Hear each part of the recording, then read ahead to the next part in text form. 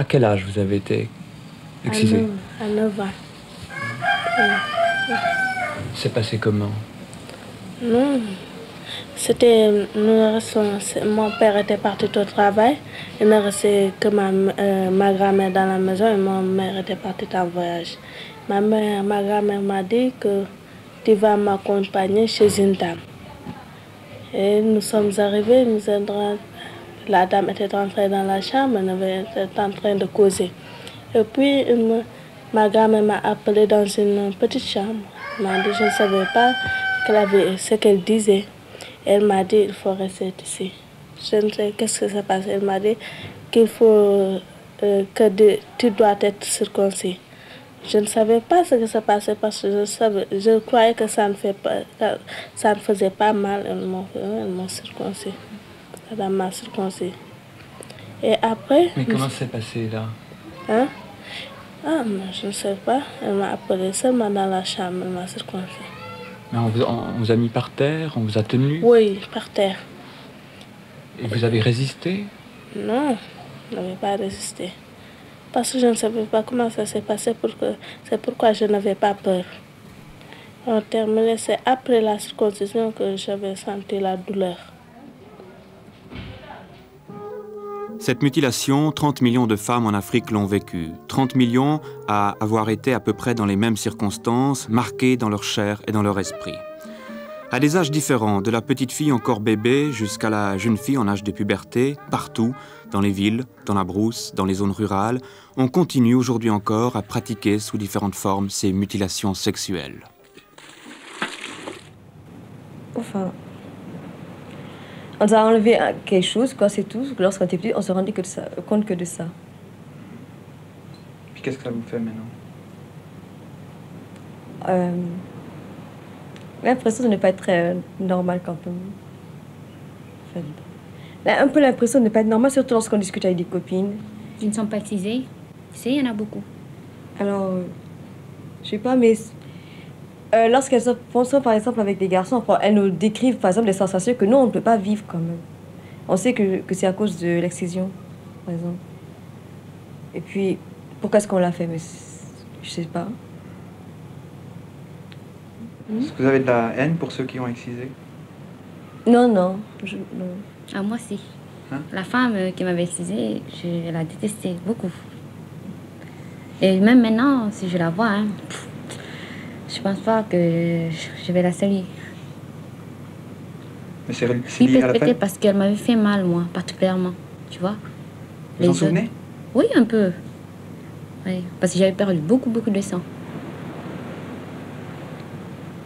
Vous y pensez de temps en temps? Oh, pas toujours, mais tu vois, lorsqu'on en parle, quand même, j'y pense. Il y a toujours des cicatrices, tu vois. Est-ce que vous avez de la haine pour ceux qui ont fait l'excision? Oui. Je ne suis pas contente. Parce que mon père ne veut pas ça, ma grand-mère. C'est ma grand-mère seulement. Et qu'est-ce que vous pensez de la grand-maman aujourd'hui? Ah, rien. Vous trouvez qu'elle est méchante? Non. Parce que ce sont nos ailes qui faisaient ça. Pourquoi je ne pense rien. Mon père maintenant il ne dit plus rien de ça. Oui. Vous lui avez pardonné? Qui, ma grand-mère? Oui. Ce n'est pas de sa faute. La faute de qui alors? Ah, parce que ce sont nos aïeux ça, qui faisaient ça. Aujourd'hui, parce que ça va. Ma grand-mère, elle croit que c'est très bon ça. Elle croit que c'est bien ce qu'elle a fait. La réponse la plus courante donnée lorsque l'on demande le pourquoi de ces mutilations est « nous le faisons par tradition » et souvent on ne peut vous en dire plus.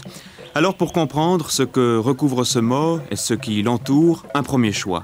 Nous interrogerons exclusivement des Africains et nous nous limiterons à un pays pour ne pas nous dissiper. Le Sénégal. Le Sénégal parce que ce pays francophone en pleine mutation est en Afrique un des pays pilotes du continent, à mi-chemin entre la voie de la tradition et le modernisme. Alors, pour tenter de comprendre ces traditions, nous irons tout d'abord en brousse, dans la région du delta du fleuve Casamance, dans le sud du pays, chez les Diola. Une ethnie où l'on trouve aussi bien des musulmans, des chrétiens que des animistes. Ces divers types de croyances n'ont aucune influence sur les coutumes traditionnelles. Tous, ici, ont les mêmes cérémonies de base et tous pratiquent l'excision. Ce qui fait apparaître que ce rite n'est pas lié à la seule religion musulmane, comme on a tendance à le croire communément.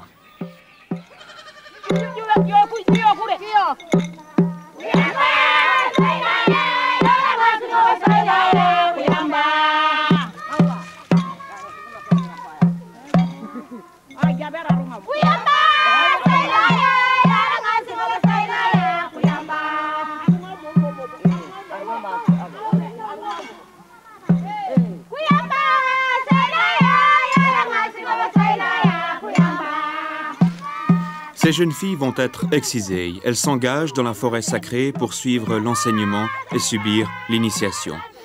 C'est une des vieilles du village, reconnue au niveau des femmes comme chef de quartier, qui les a choisies, désignées, en les déclarant prêtes à l'initiation, prêtes à passer le cap, celui de l'enfance à l'âge adulte.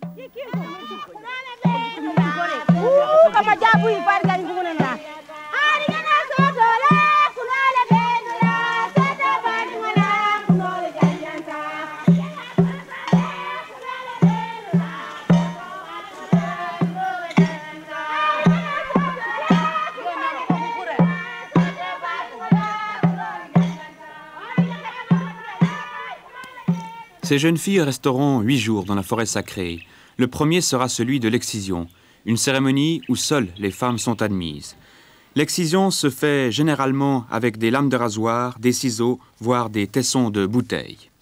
Il y a plusieurs types de mutilations sexuelles. Ce que nous appellerons le premier degré consiste en l'ablation du prépuce du clitoris. Seule cette partie est touchée. C'est la variété préconisée par la plupart des autorités de l'islam et appelée pour cela excision sunnite. Le deuxième degré consiste en l'ablation totale du clitoris. Le troisième degré, c'est toujours la même mutilation, augmentée d'une amputation des petites lèvres. Enfin, il y a le quatrième degré qui consiste à entailler en plus les faces internes des grandes lèvres. Selon les ethnies, on applique une de ces variantes. Et puis, il y a encore l'infibulation, où la vulve est suturée, cousue, au moyen de fils divers, voire d'épines d'acacia. Seule est laissée une ouverture de la taille d'une allumette pour l'écoulement de l'urine et des menstruations. Pour que la plaie se cicatrise, on oblige la jeune fille à rester plusieurs jours immobile, les jambes ligotées. La nuit des noces, le mari pratique une ouverture à l'aide d'un poignard.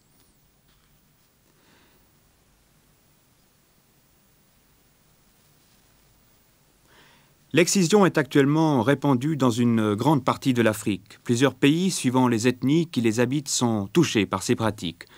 Quant à l'infibulation, en partie foncée sur votre écran, elle a moins d'adeptes. On la rencontre principalement en Afrique orientale.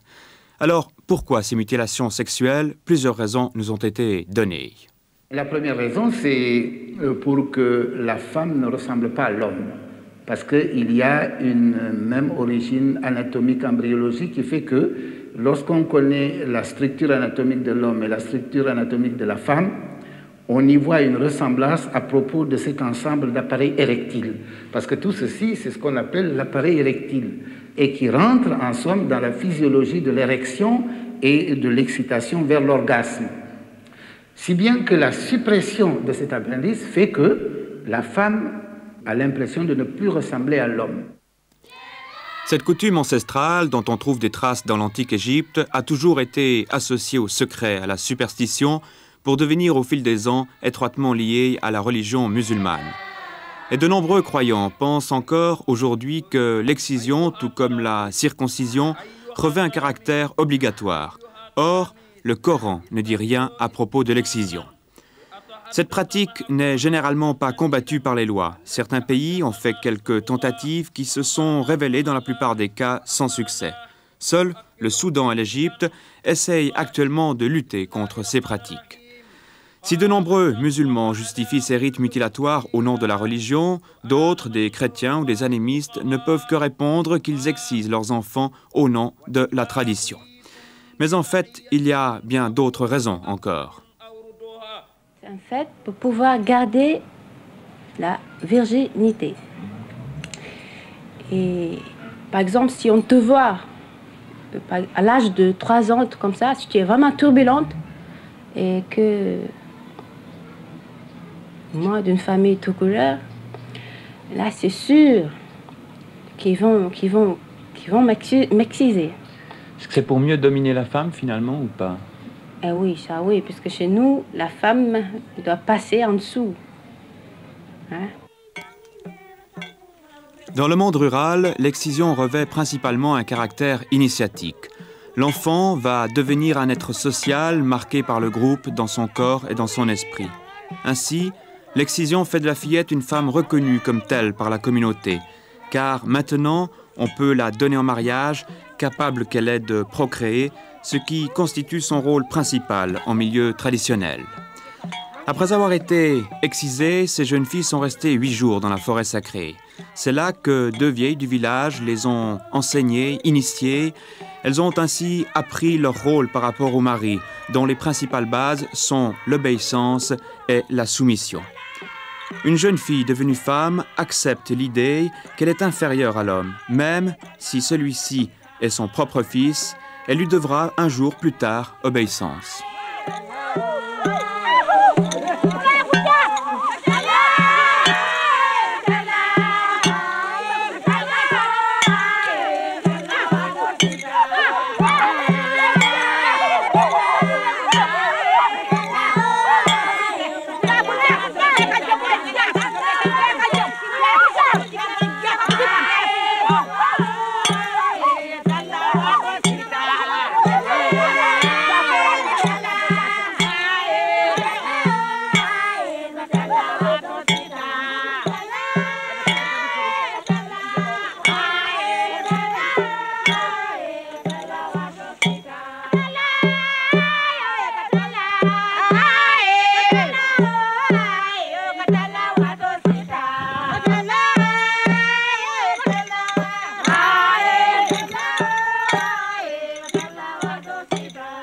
Dans le milieu rural, la polygamie est rattachée aux structures économiques. Plus un homme est riche, plus il a de terres à cultiver et plus il prendra de femmes. Ainsi, on évalue la fortune d'un homme au nombre de ses coépouses.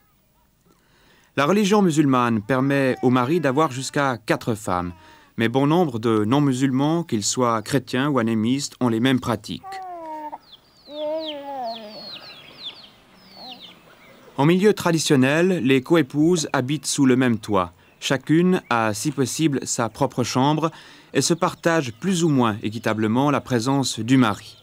Un des rares droits que la femme possède est d'exiger d'être traitée à égalité avec ses coépouses. Toutes ces règles de vie familiale ont été acquises pendant l'initiation qui suit donc l'excision.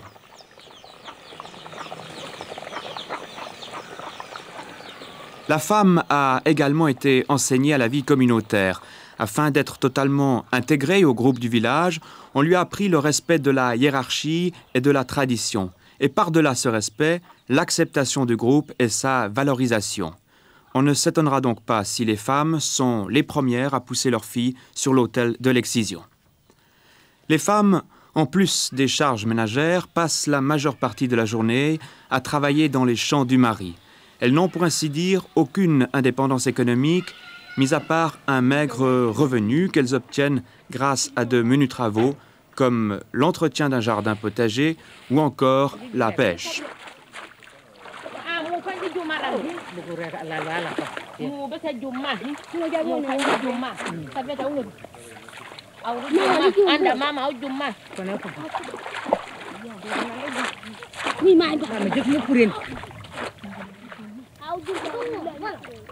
Toute cette vie de soumission, d'être placée à un rang inférieur à l'homme dans la société traditionnelle, eh bien, elles l'ont accepté le jour de l'excision. Les perles portées au front symbolisent la marque et donnent à la jeune fille un nouveau statut social. Avant d'être totalement intégrée au groupe, il lui reste encore à la jeune fille le devoir de remercier l'exciseuse de l'avoir rendue femme.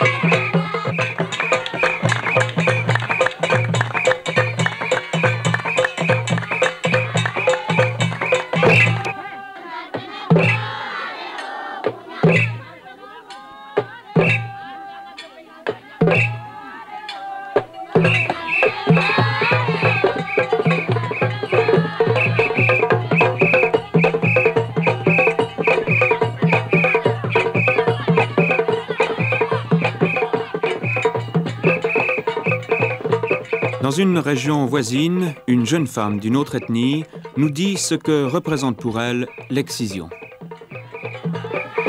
Est-ce que vous avez été excisé? Oui, parfaitement, oui. À quel âge? À l'âge de 7 ans même.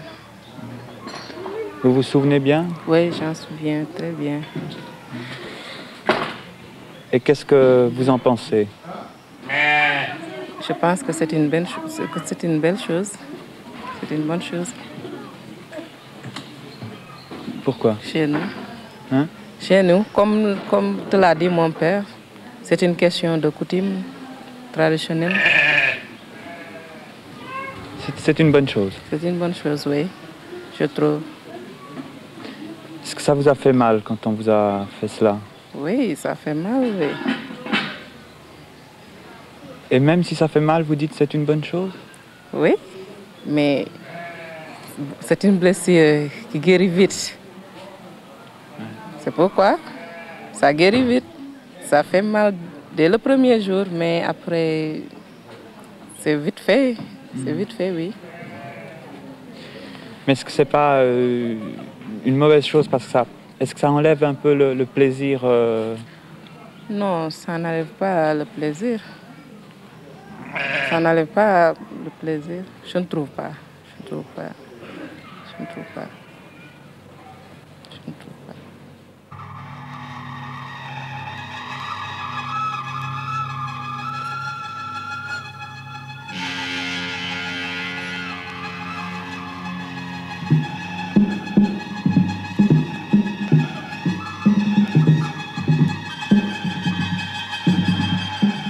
Ici, chez nous, nous sommes tous exigés. Toutes les filles sont... Toutes les filles, oui. Et une fille qui n'est pas excisée, pour vous, c'est quoi?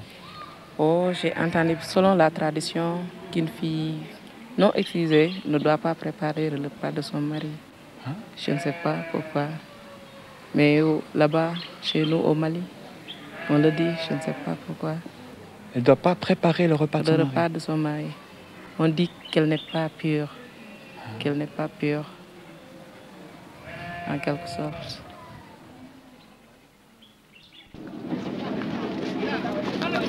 Nombreux sont les Sénégalais qui abandonnent les zones rurales dans l'espoir d'une vie meilleure.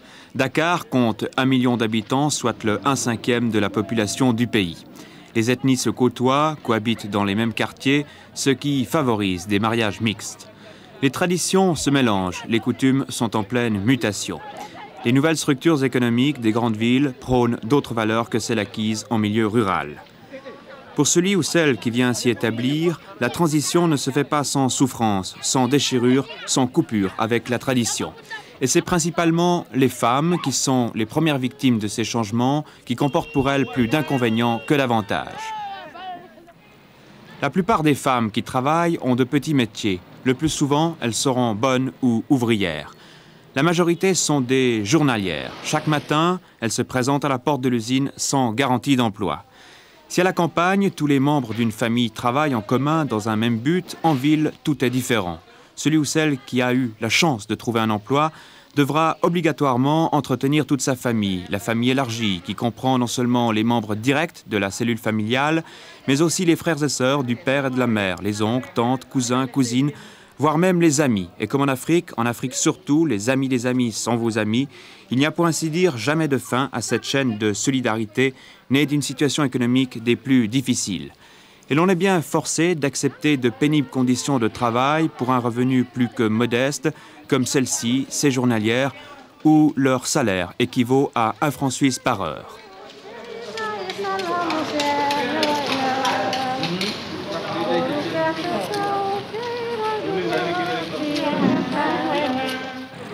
Mais en ville, la vie est chère. Un paquet de thé coûte 2 à 3 heures de travail et 1 kilo de sucre presque une journée. Un complet de bonne facture pour un salarié représente 2 mois, voire 3 mois de travail. C'est dire que les belles vitrines occidentales ne peuvent que faire rêver, inaccessibles qu'elles sont au budget de la majorité des familles sénégalaises. Bien sûr, Dakar a la réputation d'être une des villes les plus chères du monde. Et le centre-ville impose ses prix jusque dans les banlieues.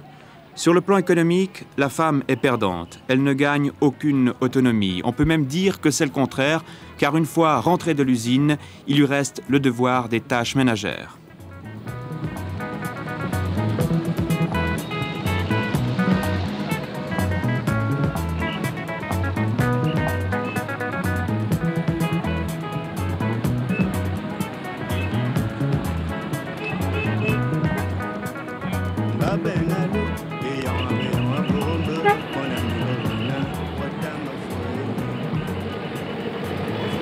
Toutes ces nouvelles contingences propres à la vie urbaine modifient radicalement les traditions familiales.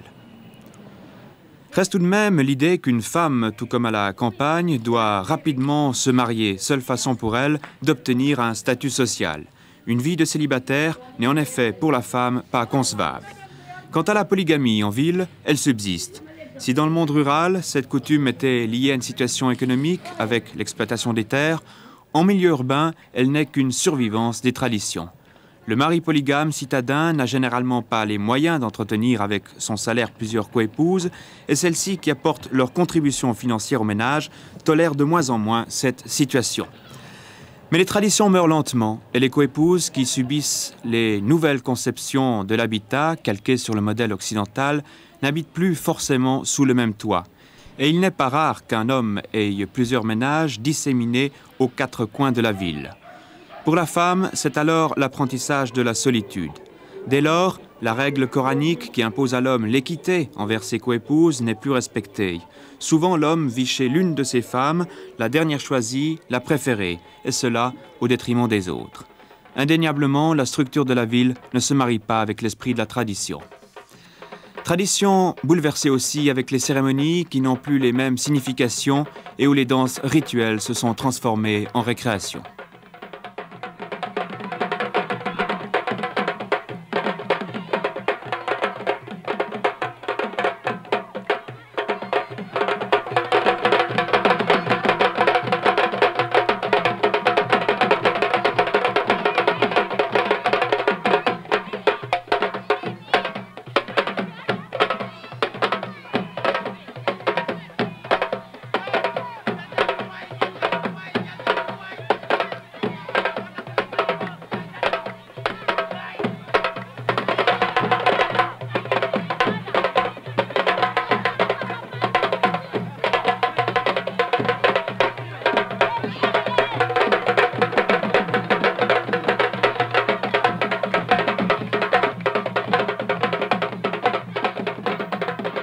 Un des interdits les plus violents imposés aux femmes reste le refus du droit au plaisir sexuel.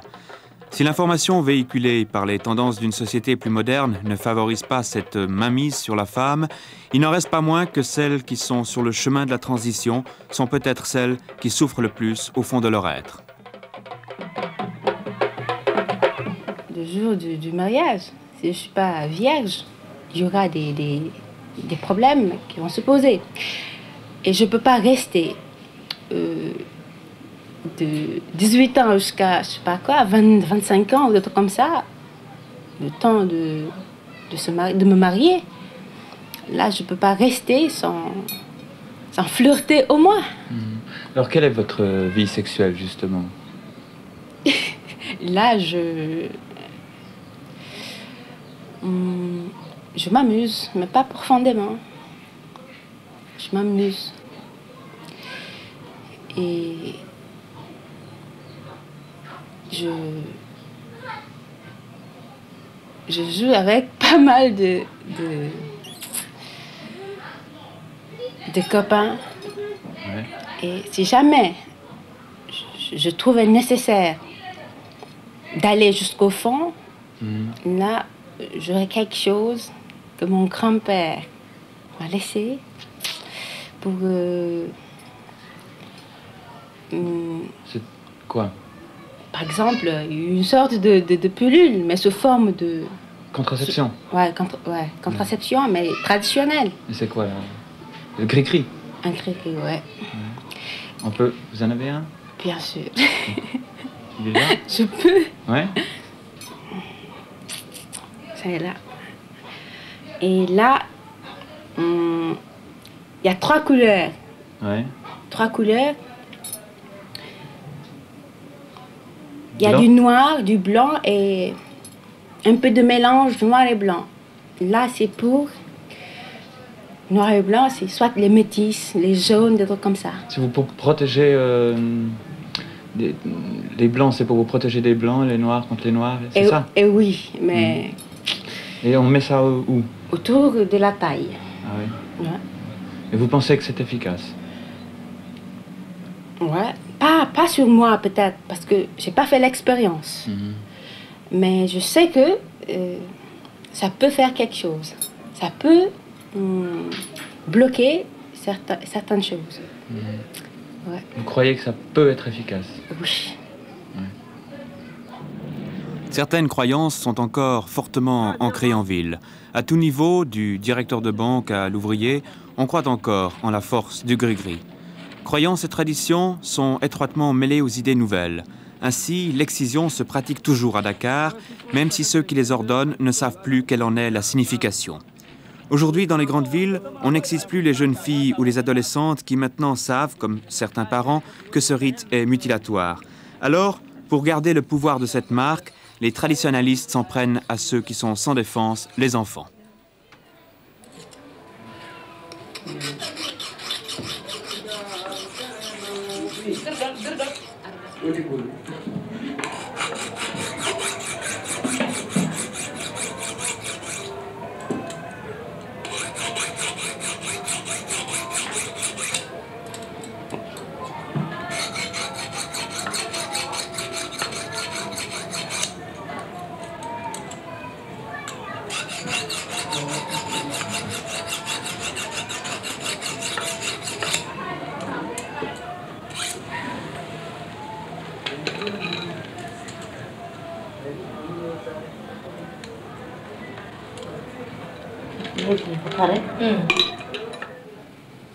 Et pourquoi on vous a fait ça? Vous savez? Ah non, je ne sais pas. Ce sont nos aïeux là qui faisaient ça. Les aïeux? Oui. Mais pour vous, c'est important ou pas important? Non. Parce que mon père ne voulait même pas ça. Parce que la faisait, elle était très mécontente de ça. Il n'était pas content, le papa? Non, ma mère. Puis aujourd'hui, vous pensez de temps en temps à ça? Non, je ne pense pas. J'ai oublié ça même. J'ai oublié tout. Lors d'un de mes voyages, ma sœur a profité parce que je pense qu'elle sait que je n'aime pas cette pratique. Elle a donc profité d'un de mes voyages pour exciser ma fille. C'est d'ailleurs pas l'aînée, c'était la cadette. Et c'était un bébé à l'époque, elle n'avait pas 1 an. Elle a donc profité de mon absence pour faire cette excision. Et quand je suis revenu, j'ai exprimé mon mécontentement. Et je me suis brouillé avec elle, évidemment. Et finalement, la chose s'est arrangée en famille, mais je suis foncièrement contre cette pratique. Et je n'ai pas manqué de le signifier à ma famille. En fait, vous n'avez pas échappé au poids de la tradition. Oui, exactement. C'est le cas de le dire. Parce que là, c'est une tradition que je n'approuve pas, mais j'ai été victime. Enfin, ma fille a été victime de cette tradition et moi, moralement, j'ai subi cette pratique. L'excision se pratique surtout pendant les vacances scolaires. 2 raisons à cela, commodité et discrétion. Il suffit de savoir quelles sont les conséquences médicales de cet acte pour le comprendre. Nous avons vécu avant-hier un cas assez édifiant. Nous avons reçu une fille qui venait d'être excisée en ville, toujours par les exciseurs, mais qui restent dans l'obscurité. Et elle saignait abondamment, parce que l'hémorragie est une des premières conséquences, parce que cette zone que vous voyez ici est très vascularisée.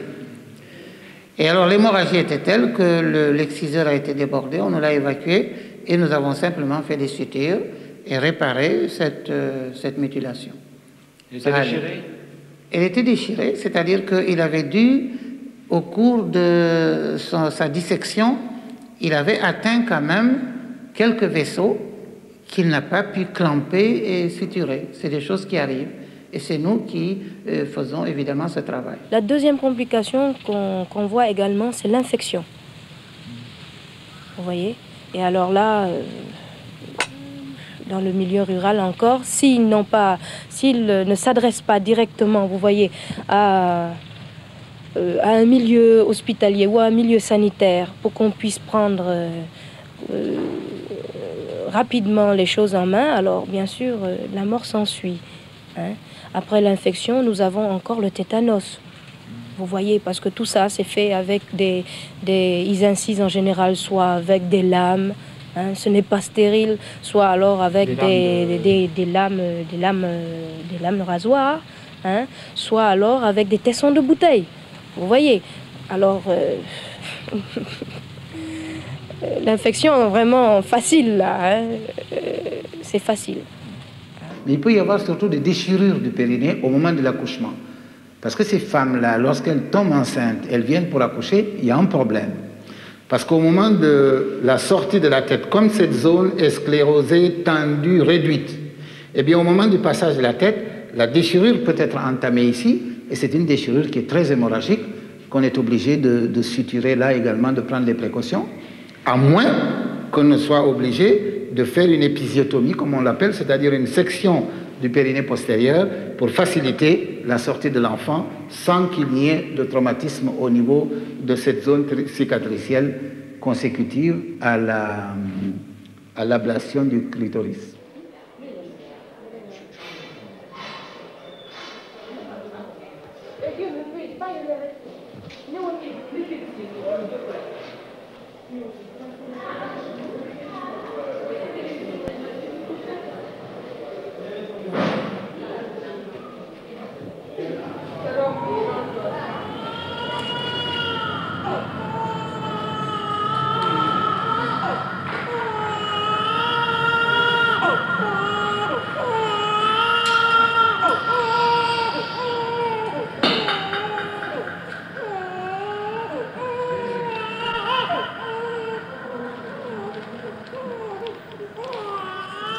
Mais à la campagne, les accouchements ont des conséquences parfois plus dramatiques. Souvent, ce sont des femmes qui sont accouchées par des matrones. Donc, alors, on laisse la femme rentrer en travail, elle accouche et elle se déchire purement et simplement. Et alors, ce sont des déchirures qui ne sont pas limitées. Ce sont des déchirures qui vont s'étaler, qui vont aller attaquer le rectum et qui vont se compliquer. Des déchirures qui vont jusqu'au rectum, qui vont le muscle même du rectum. Hein. Alors là, ce sont des déchirures vraiment compliquées qui mettent presque l'appareil génital de la femme, qui entraîne des complications pratiquement, si on peut dire. Hein, parce que ça, on ne peut pas les laisser, ce sont des déchirures qu'on ne peut pas laisser, par exemple, dans un village. Il faut nécessairement évacuer la femme pour qu'on puisse reprendre cela. Sans ça, la femme est mutilée, complètement, juste à vie.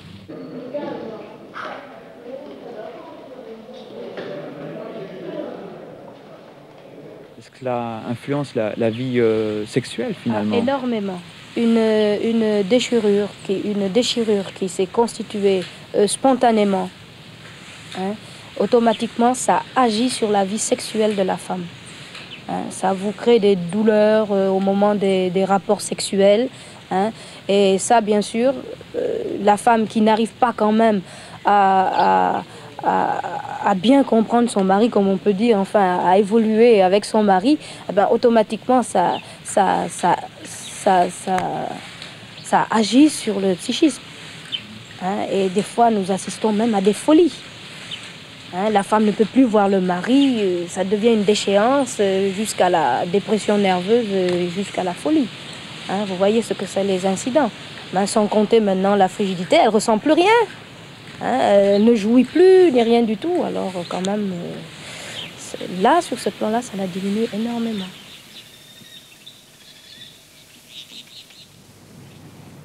En fait, ouais. hein? Oui. Non, c'est ça, on n'avait pas discuté avec les copines. Là, ce serait une chose parfaitement normale. On n'aurait jamais su qu'il y avait quelque chose qu'on avait, que les autres l'auraient gardé. Ça n'aurait rien fait. Hein. Psychologiquement, ça vous met En fait, pas tellement quand même. Parce qu'on apprend à vivre avec, non?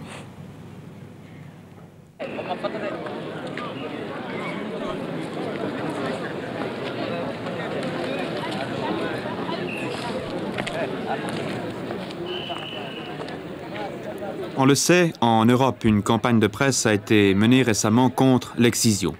Pour les Africains, ce n'est pas à négliger, pour autant que l'on respecte certaines réalités. Il faut que les femmes, surtout des pays occidentaux, comprennent qu'il ne s'agit pas de voir le problème en tant qu'elles ont pris conscience de l'existence de l'initiation ou de l'excision particulièrement dans les pays africains, qu'à partir de ce moment-là, les choses vont changer.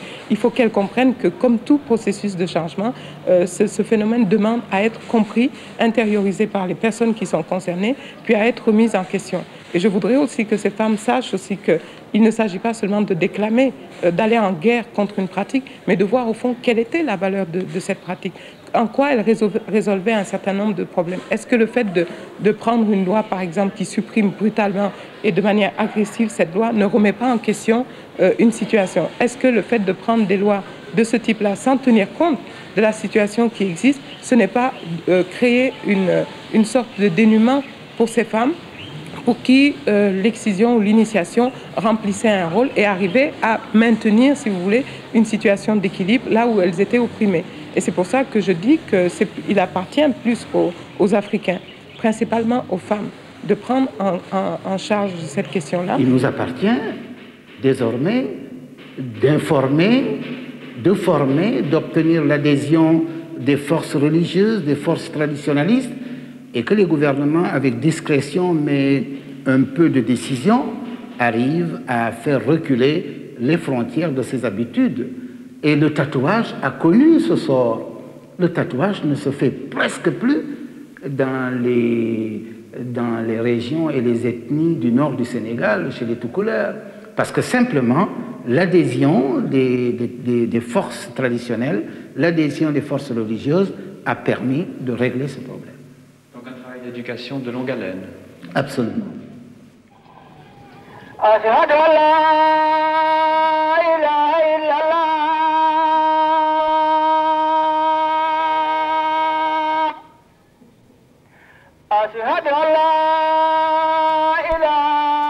Les forces religieuses devront sans doute prendre position rapidement si elles ne veulent pas perdre une partie de leur autorité et de leur influence. Quant aux hommes qui ont laissé faire et qui se réfugient derrière les traditions qui sont à leur avantage dans la plupart des cas, ils devront aussi sortir de leur passivité et prendre position plus fermement. Car il est certain que la jeunesse a déjà commencé à tourner le dos au réflexe qui veut qu'au nom de la tradition, on subisse des mutilations sexuelles. Il faut, nous a-t-on dit, se battre contre l'excision, mais être conscient que ce n'est pas là le problème numéro 1. Être libre pour une femme africaine, c'est quoi? C'est libérer des préjugés qu'on avait, quoi, en fait. C'est-à-dire le mariage, déjà. Par exemple, on avait tellement l'habitude de choisir notre mari dès notre bas âge et tout ça. Déjà, se libérer de ça. Vivre hors de ses parents, ailleurs, quoi. Quitter ses parents, et puis aller en ville, je sais pas moi, vivre là-bas un peu. Parce que là, au moins, on s'épanouit. Et puis travailler aussi, c'est très important. Qu'est-ce qui compte le plus pour vous par rapport à la place de la femme dans la société? Moi, c'est ma liberté. Je veux surtout être libre pour pouvoir m'exprimer comme je veux. Libre, ça veut dire quoi? Libre sur tous les plans. Par exemple, là, moi, je n'ai pas le droit de sortir quand je veux. Et pourtant, j'ai 20 ans quand même. Là, je peux m'en aller quand je veux et revenir quand je veux. Mais mes parents, ils ne sont pas d'accord. Et vous luttez là contre? Et oui, je lutte. Actuellement, ils m'ont foutu un peu la paix. Est-ce que vivre différemment de la tradition, ça vous pose un problème? Oui, quand même. La scission, déjà, quitter chez ses parents, puis après aller vivre en ville, tout ça, ça cause un problème, effectivement. C'est une déchirure. En fait, oui, parce que, écoute, avec tous les parents, bon, ce qu'on a vécu avec eux, la communauté et tout, maintenant, en quitter, et puis aller vivre seul et tout ça, c'est pas intéressant, au début. Une déchirure? Ouais, en fait, moralement, quoi, psychiquement. Mais après, on s'y fait, quoi. Mais d'ailleurs, c'est la meilleure solution. Parce que là, ce qu'on reste à la maison, ça apporte d'autres problèmes. Les parents ne peuvent pas comprendre. C'est à nous d'essayer de le faire, plutôt. d'aller vers eux, de les comprendre mieux. Mais alors, quelle identité cherchez-vous? Mais non, mais justement pour se chercher soi-même, il ne faut pas qu'on reste toujours à la maison. On ne se trouvera jamais. Mais vous voulez vivre comme une femme européenne? Non, non, justement non. C'est pas ça. Mais il y a les deux. Bon, il y a la tradition et justement le modernisme, comme on dit. Il faut savoir concilier les deux. C'est ça qui est difficile. Parce que vivre comme une femme européenne, je ne voudrais pas, quand même. Alors c'est quoi l'intermédiaire? Mais justement, c'est ce qu'on est en train de chercher comme ça. C'est très dur, hein?